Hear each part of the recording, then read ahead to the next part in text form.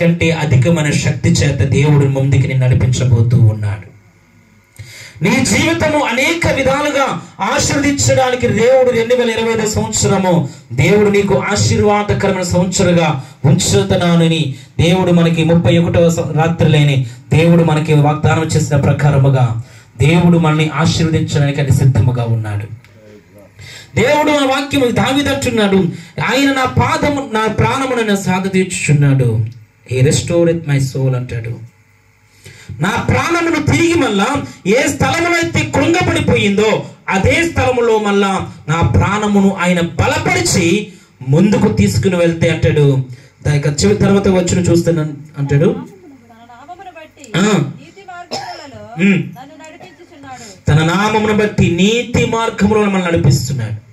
ఆయన మనల్ని బాగుపరిచిన తర్వాత, మనల్ని స్థిరపరిచిన తర్వాత, మనల్ని బలపరిచిన తర్వాత మనం ఎలా తెలుసా? తన నామమును బట్టి నీతి మార్గములో నన్ను నడిపించుచున్నాడు. మనం ఆయన నీతి మార్గములో నడిచేవారుగా ఉండాలి. అవును, నేను బాగుపరచడానికి అని సిద్ధముగా ఉన్నాడు. తిరిగి నిన్ను మళ్ళా లేవనెత్తడానికి అని సిద్ధముగా ఉన్నాడు. నీ పరిస్థితులను తారుమారు చేసి బాధాకరమైన పరిస్థితుల్లో నుంచి ఆనందకరమైన పరిస్థితుల్లోనికి ఆయన మార్చడానికి ఆయన సిద్ధముగా ఉన్నాడు. ఆ సిద్ధపరిచిన తర్వాత, నిన్ను బాగుపరిచిన తర్వాత, మునుపటి పూర్వపు వైభవము కన్నా అధికమైన దీవుల చేత నిన్ను నింపినప్పుడు మనం ఎలా ఉందో తెలుసా? ఆయన నీతి మార్గములను నడిచేవారుగా ఉండాలి. ఆయన నీతి మార్గములను అనుసరించి నడిచేవారిగా ఉండాలి. నడిస్తే దేవుడు నీ జీవితాన్నిలో గొప్ప విజయములు ఇవ్వడానికి ఆయన సిద్ధముగా ఉన్నాడు. ఎంత విజయములు అంటే, దావీదు 40 సంవత్సరాలు పరిపాలన చేశాడు. దేవుని మందిరము కట్టాలని ఎంతగానో ఆశపడి ఉన్నాడు. పనిముట్లన్నీ సమకూర్చాడు. ఆఖరికి దేవుడు అన్నాడు, నువ్వు కాదు నీ కుమారులు కడతారన్నాడు. సొలొమోను ద్వారా దేవుని దేవాలయము కట్టబడింది.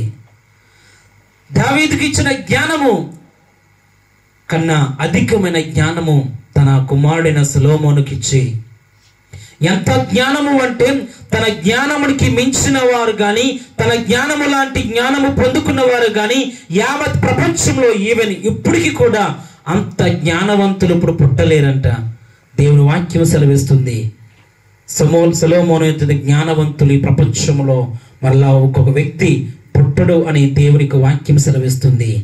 దావీదులో దేవుడు తనను బాగుపరిచిన తర్వాత, దేవుడు తను మళ్ళా తిరిగి కట్టిన తర్వాత, తను నిలబడిన విధానము కానీ, తను దేవుని ఆశ్రయించిన విధమును కానీ, తన దేవుడికి కృతజ్ఞతాస్తుతులు చెల్లించిన విధానమును కానీ చూచినప్పుడు మనం అనేకమైన విషయాలు, ఎంతో గొప్ప పాఠములు మనం నేర్చుకోవలసిన వారమై ఉన్నాం.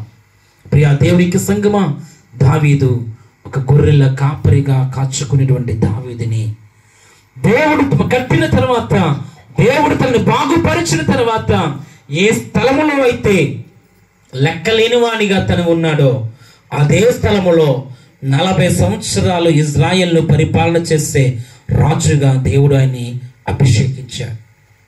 అంతేకాదండి, తన కుమారుడైనటువంటి సొలొమోను కూడా 40 సంవత్సరాలు పరిపాలన చేయగలిగిన గొప్ప రాజుగా దేవుడు ఎన్నుకున్నాడు. కారణం ఏంటో తెలుసా? దావీదు చేసినటువంటి భక్తి అలాంటిది. దావీదు దేవుని మీద ఆనుకున్న విధానము అంటిది. దావీదు దేవుని మీద ఆధారపడిన విధానం అంటది. అందుకని అంటాడు, నా ప్రాణమా యెహోవాను సన్నుతించుము. ఆయన చేసిన ఉపకారములలో దేనిని మరవకము. ప్రతి దినము, ప్రతిరోజు, ప్రతి నిమిషములో దేవునికి కృతజ్ఞతాస్తుతులు చెల్లించడంలో దావీదును ప్రథముగా ఉండేవాడు. కారణం తెలుసా? దావీదుకు తెలుసు, దేవుని హెచ్చించే కొలది దేవుడు దావీదుని హెచ్చిస్తూనే ఉన్నాడు. మనము కూడా చూడండి, దేవుణ్ణి స్తుతించే కొలది దేవుడు మనల్ని హెచ్చిస్తూనే ఉంటాడు. అలా స్తుతిస్తుంటే దేవుడు మనల్ని కూడా ఆశీర్వదించడానికి సిద్ధముగా ఉన్నాడు. ప్రియ దేవునికి సంగమా, ఈ మాటలు ఆలకిస్తున్న ప్రియ గ్రామ నివాసులారా, ఒకటి మాట గమనించండి.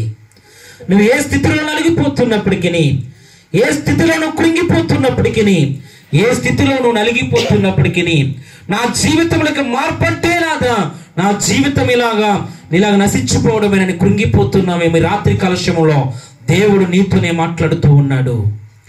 నువ్వు పడిన స్థితిలో నుంచే దేవుడు నిన్ను గొప్ప జనముగా లేవనెత్తబోతూ ఉన్నాడు. హల్లెలూయా.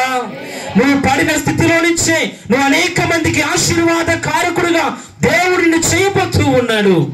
నువ్వు ఎలాంటి పరిస్థితిలో ఉన్నా, నువ్వు ఆరోగ్య పరిస్థితే కావచ్చు, కుటుంబ పరిస్థితులే కావచ్చు, ఆర్థికమైన పరిస్థితులనే కావచ్చు, లేకపోతే నీకున్నటువంటి ఆలోచన విధంలో ఎక్కడికి వెళ్ళినా అపజయాలు ఎదురవుతున్నాయా, ఏది ఏమైనప్పటికీ ఈ రాత్రి కాలశ్యములో నా దేవుడు జీవము గల దేవుడు.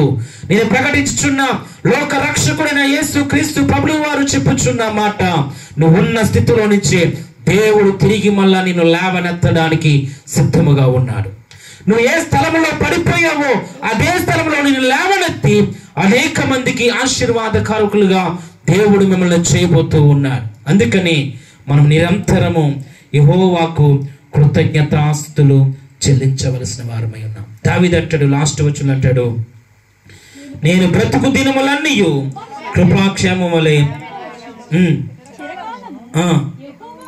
యెహోవా మందిరములో నేను నివాసము చేసేదను అంటాడు. నేను బ్రతుకు దినములన్నీ, ఒక రోజు 2 రోజులు కాదు, లేదా 7 వారాలు కాదు, కొన్ని దినములు పరిమితమైనది కాదు.